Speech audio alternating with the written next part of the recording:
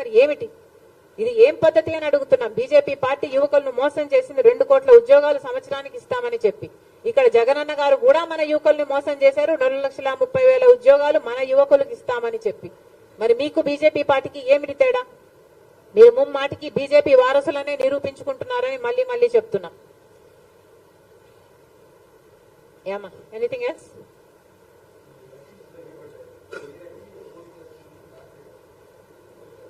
దగ్గరికి వస్తున్నాయని మీరే చెప్తున్నారు కదా, క్లారిటీ కూడా వస్తుంది. వస్తుంది ఆల్ ఇన్ డ్యూ టైం. ప్రక్రియ జరుగుతుంది. ఓకే, అంతేనమ్మా.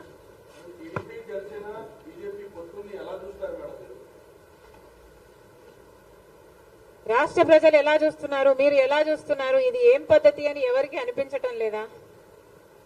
అసలు గమనించాల్సిన పాయింట్ ఏమిటంటే, మన రాష్ట్రంలో ప్రత్యేక హోదా గురించి ఊసే లేకుండా చేశారు తెలుగుదేశం పార్టీ, వైసీపీ పార్టీలు కలిసి. ప్రత్యేక హోదా మనకు ఊపిరి. ప్రత్యేక హోదా లేకపోతే మనం బాగుపడలేం, మనకు భవిష్యత్తు లేదు. 10 సంవత్సరాలుగా అది నిరూపణ అయ్యింది.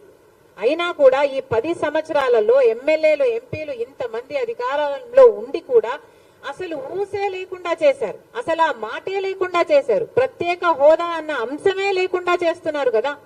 ఈరోజు మేము కాంగ్రెస్ పార్టీగా వచ్చి మేము కొట్లాడుతున్నాం తప్ప ప్రత్యేక హోదా గురించి తెలుగుదేశం పార్టీ గాని, చంద్రబాబు గారు గాని, వైసీపీ జగన్మోహన్ రెడ్డి గారు గాని ఒక్క నిజమైన ఉద్యమమైనా చేశారా అధికారంలో ఉండి, ముఖ్యమంత్రులుగా ఉండి అని అడుగుతున్నాం.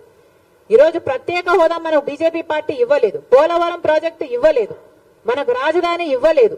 ఒక్క హామీ కూడా నెరవేరకపోతే మరి చంద్రబాబు గారు బీజేపీ పార్టీతో ఎందుకు పొత్తు పెట్టుకుంటున్నారో సమాధానం చెప్పాలి. ఏం చేసింది బీజేపీ పార్టీ అని పొత్తు పెట్టుకుంటున్నారు? బీజేపీ పార్టీ ఇంత మోసం చేస్తే, ఇంత వెన్నుపోటు పొడిస్తే చంద్రబాబు గారు అంతగా తిట్టి, అంతగా దూషించి మళ్ళీ ఈ రోజు రాష్ట్రం కోసమని నేను పొత్తు పెట్టుకుంటున్నానని చెప్తున్నాడంటే ఇంకా ఏమనాలి మనిషిని? ఈ పెద్ద మనిషి ఊసరి వాళ్ళ కంటే